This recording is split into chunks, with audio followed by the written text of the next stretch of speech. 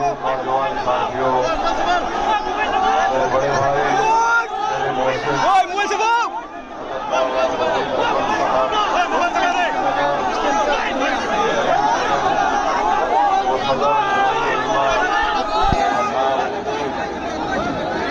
मोहतरम जनाब अब्दुल रहमान अजमल साहब नशीन पर तशरीफ फरमा,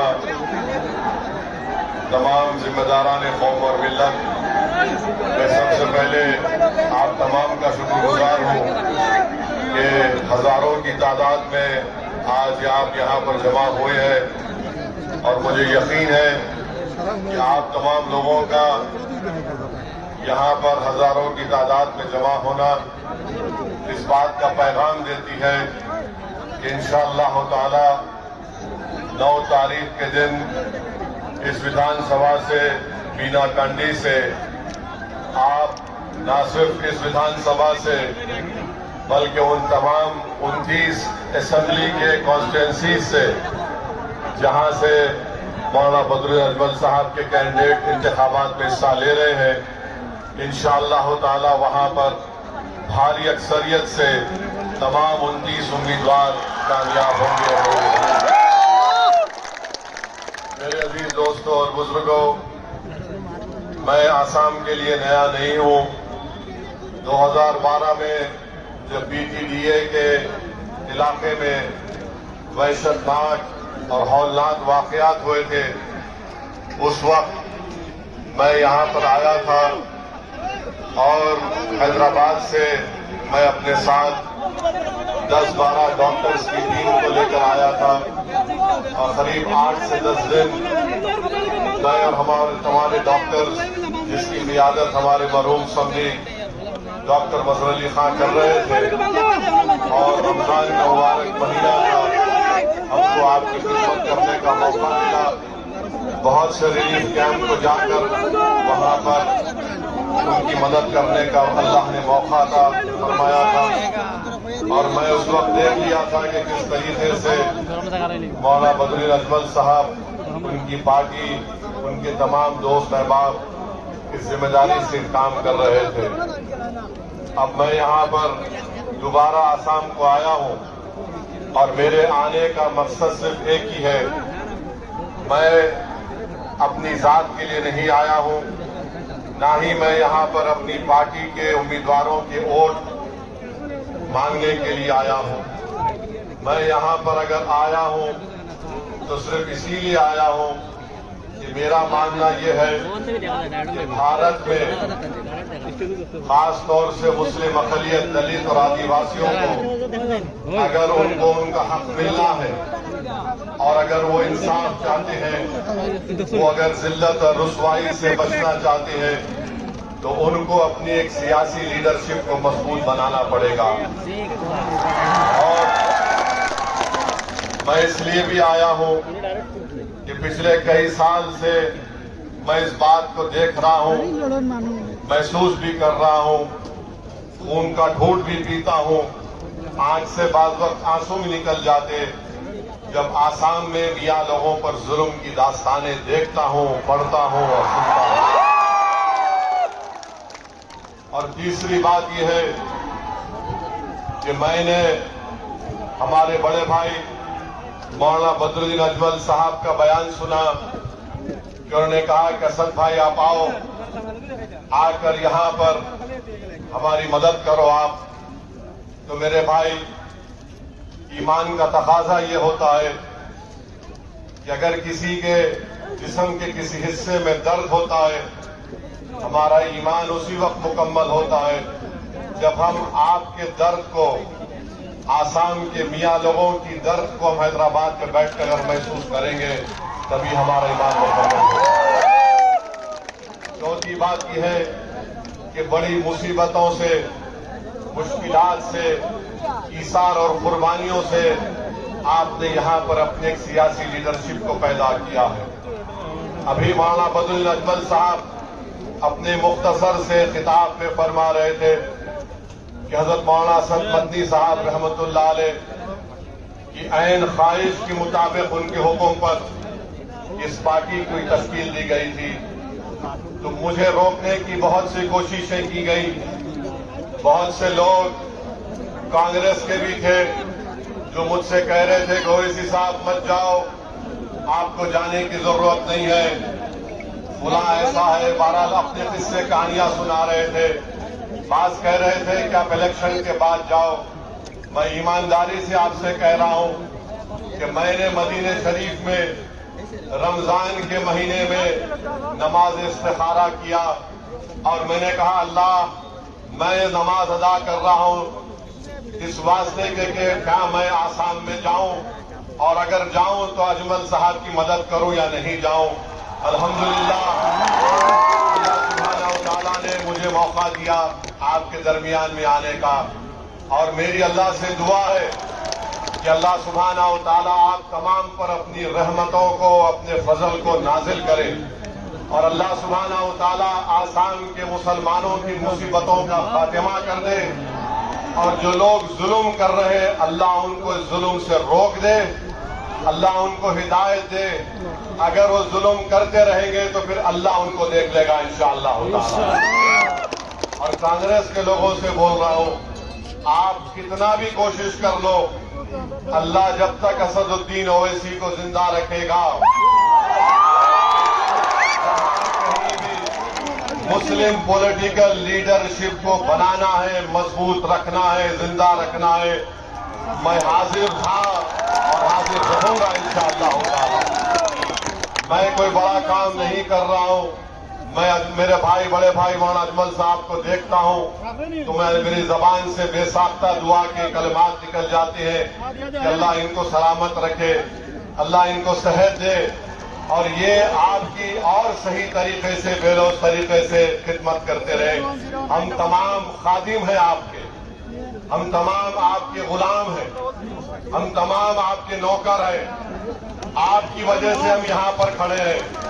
इसमें अल्लाह का करम है, सदका है नबी करीम सल्लल्लाहु अलैहि वसल्लम का, अहले दिल की दुआएं हैं।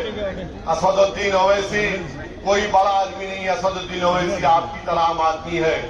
अल्लाह ने हमको मौका दिया है और हम आपकी खिदमत करने को आए हैं। जब मैं यहाँ पर आया हूँ तो आपसे एक दरखास्त करने आया हूँ, बल्कि मैं पूरे भारत के अक़लियतों की तरफ से जो इंसाफ पसंद है उनकी तरफ से, अपनी तरफ से आप तमाम से भीख मांगने को आया हूँ कि मेरे भाई इस बार पूरे बदरुद्दीन अजमल साहब के कैंडिडेट्स को कामयाब कर दो। याद रखो पूरा भारत आपकी तरफ निगाहें उठाकर देख रहा है।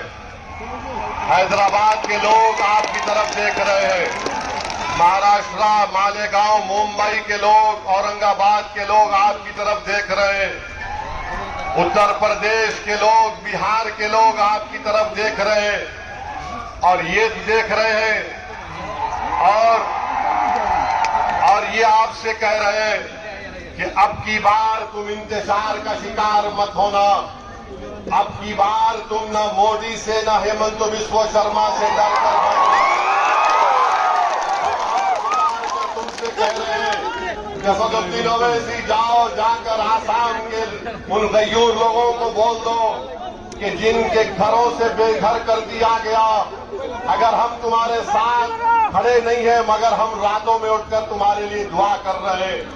मुझसे कह दिया कि असदुद्दीन ओवैसी जाओ, जाके आसाम के अपने मियां लोगों से कह दो कि कांग्रेस की मक्कार साजिश का शिकार मत हो। जो मेहनत से आपने अपनी लीडरशिप को तैयार किया है उसको मजबूत करो, उसको मुस्तहकम करो, उसको कामयाब करो। याद रखो एक दिन मैं और बदरुद्दीन अजमल साहब इस जमीन की ग़िज़ा बन जाएंगे। ये हकीकत है जिंदगी की। मगर जब हम जाएंगे इस दुनिया से तो कोई ये नहीं कहना कि काश कोई आकर हमको हिलाकर बता देता, कोई हमको जगा देता, कोई हमको हिम्मत दिला देता कि ये वक्त उठने का है, ये वक्त उठने का है, ये वक्त बैठने का नहीं है, ये वक्त लड़ने का है, ये वक्त अपने हक को मनवाने का है। तुम याद रखो, तुम उस रसूल रहमत की उम्मत हो, तुम उनकी उम्मत हो, तुम किसी से नहीं डरते सिवाय अल्लाह के। हम मरेंगे इंशाअल्लाह ताला, मगर हमारी मौत लाखों को हयात देकर देगी इंशाअल्लाह। तो मेरे अजीज दोस्तों और बुजुर्गों, 9 तारीख के दिन आपको अपना एक एक वोट ताला चाबी पर बटन दबा कर देना है। ये मैं सिर्फ इस विधानसभा की आवाम से अपील नहीं कर रहा हूं, बल्कि आसाम के तमाम इंसाफ पसंद हिंदू भाइयों से भी अपील कर रहा हूं। मैं आसाम के तमाम इंसाफ पसंद हमारे ट्राइबल भाइयों से अपील कर रहा हूं। मैं उन तमाम से अपील कर रहा हूं जो भारत के संविधान को अजीज रखते हैं। मैं उन तमाम मियाँ लोगों से अपील कर रहा हूं, ये वक्त उठने का है मेरे भाई, ये वक्त इंतजार का शिकार नहीं होना है। आपको अपने इस कौम के साहिब के साथ खड़े रहने का वक्त है, जिसने अपनी जिंदगी आपके लिए वक्त कर दी है। आज आपको इनको कामयाब करना है। आप अंदाजा नहीं लगा सकते कि पार्लियामेंट में मेरी नजरें तरसती है बदरुद्दीन अजमल को ढूंढते ढूंढते। जब जालिम नरेंद्र मोदी की हुकूमत ने हमारी मस्जिद, दरगाह और खानकाहों को छीनने का कानून बना रहे थे, तो मेरा दिल पुकार पुकार कर मुझसे कह रहा था कि काश अगर मौलाना बदरुद्दीन अजमल मेरे बाजू होते तो ये काला कानून नहीं बन सकता था। मैं आपको जज्बात में लाने के लिए नहीं कह रहा हूं, अल्लाह जानता है। मैं पार्लियामेंट में बैठे बैठे ये महसूस कर रहा था कि काश आसाम के मुसलमान अजमल साहब को कामयाब कर देते, बिहार के लोग हमारे अख्तरुल ईमान को और महाराष्ट्र के लोग मेरे छोटे भाई सैयद इम्तियाज जलील को कामयाब कर देते, तो हम उस काले कानून को रोक सकते थे। मगर खैर, अल्लाह के फैसले अल्लाह जानता है। अब आपको ये दिखाना है कि आप अपना एक एक वोट ताला चाबी पर लगाएंगे। 51 बरस 200 दिन कांग्रेस को सत्ता मिली आसाम में। क्या मिला मियाँ लोगों को? मियाँ लोगों को मिला डिटेंशन मिला, मियाँ लोगों को फॉरेनर्स ट्राइब्यूनल मिला, मियाँ लोगों को वो तमाम बीटीडीए के वो तमाम मामला मिले जिसमें हम बेघर हो गए। 51 बरस में वही कानून लैंड ग्रैबिंग का बनाया गया था। कौन सा मंत्री रकीबुल मंत्री थे, उस कानून का इस्तेमाल करके आज ये हेमंत बिस्वा शर्मा जो वक्त का फिरौन बना हुआ है, अल्लाह उसको देख लेगा इंशाअल्लाह। तो कांग्रेस,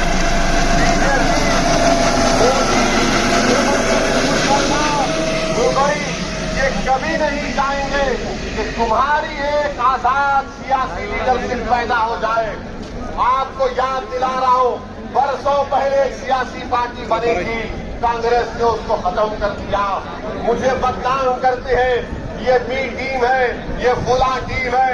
सुनो कांग्रेस के दलालों, गाली दे सकते मुझे दे दो, मैं तुम्हारी गालियों से और झूठ से मुतासिर होकर घर में बैठने वाले का नाम असदुद्दीन अवैसी। तुम जितना बोलोगे हम उतनी ज्यादा मेहनत करेंगे। और सुन लो हेमंत बिस्वा शर्मा, बीजेपी तुम मारना चाहते ना हमारे को, तुम हमारी कमर तोड़ना चाहते ना। हेमंत बिस्वा शर्मा 9 तारीख से पहले बता दो, गुवाहाटी के चौराहे पर तुम बोलो कि इस चौराहे पे इसी को मारूंगा, मैं आने तैयार हूं।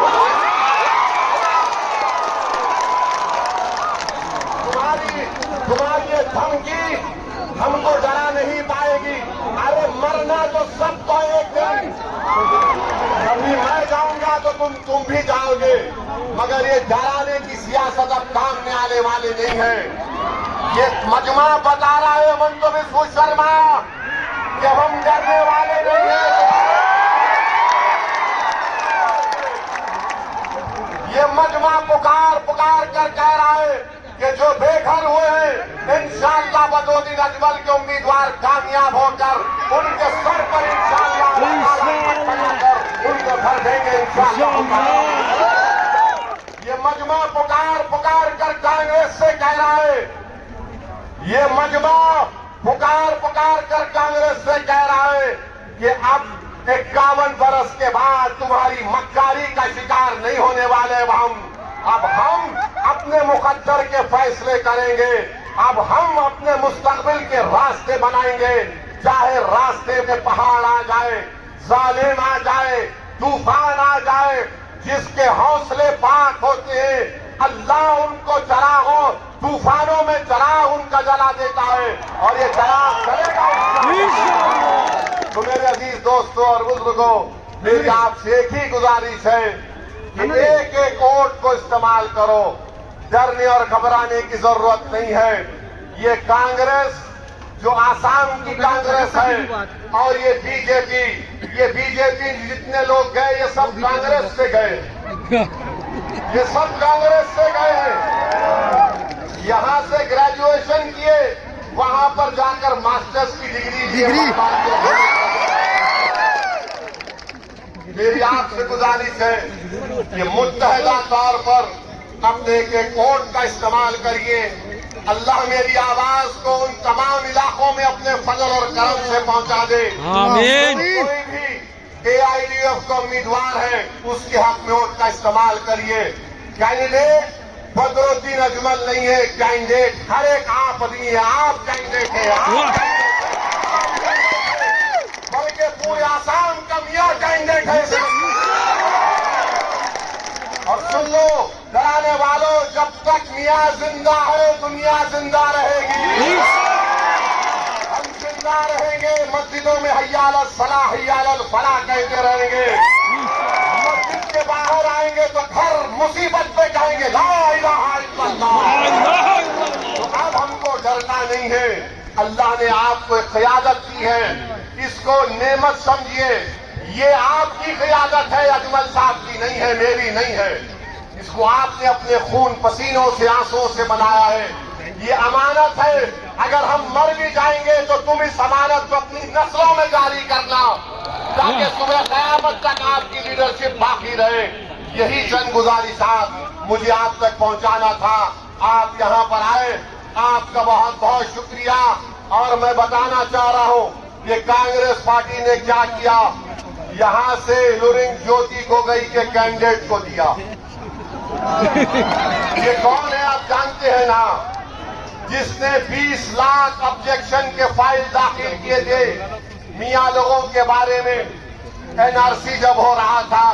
और कांग्रेस ने ऐसे आदमी को मेरे भाई बदरुद्दीन अजमल के सामने खड़ा किया जो आपकी सिटीजनशिप को छीनना चाहता था। अब आपका काम यह है कि जिसका घर जालिम ने लूटा, जिसको गोलियां मार दी, जिसका नाम निकालने की कोशिश की गई, 9 तारीख के दिन आप बाबा साहिब अम्बेडकर के संविधान को इस्तेमाल करके इन तमाम का जवाब आपको देना है इंशाअल्लाह।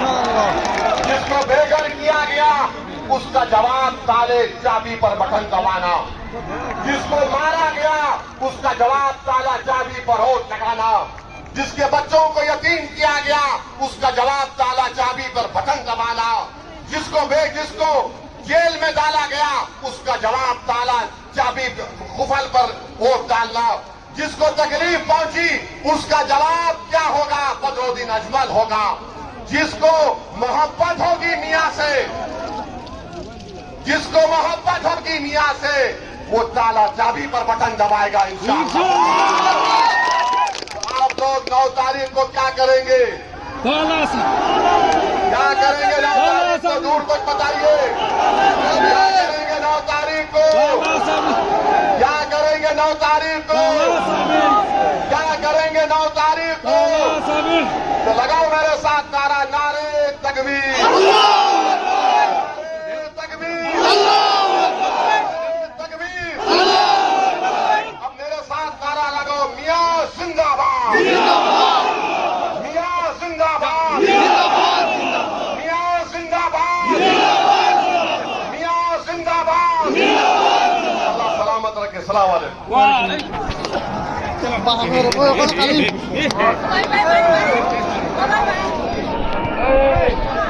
कमाल के चलो, कमाल के चलो, कमाल के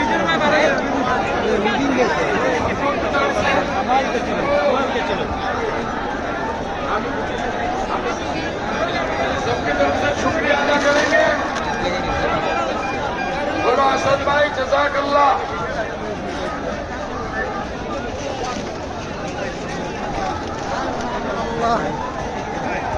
सूरज ज्योति के मुसलमानों दुश्मन के सूरज ज्योति मुसलमान दुश्मन ने ना बोलो दुश्मन ने ना दोस्त सूरज ज्योति मुसलमान दोस्त ने ना दोस्त दोस्त ने ना दुश्मन सूरज ज्योति दुश्मन सूरज ज्योति दुश्मन सूरज ज्योति दुश्मन इनके नाम से दुश्मन इनके नाम से दुश्मन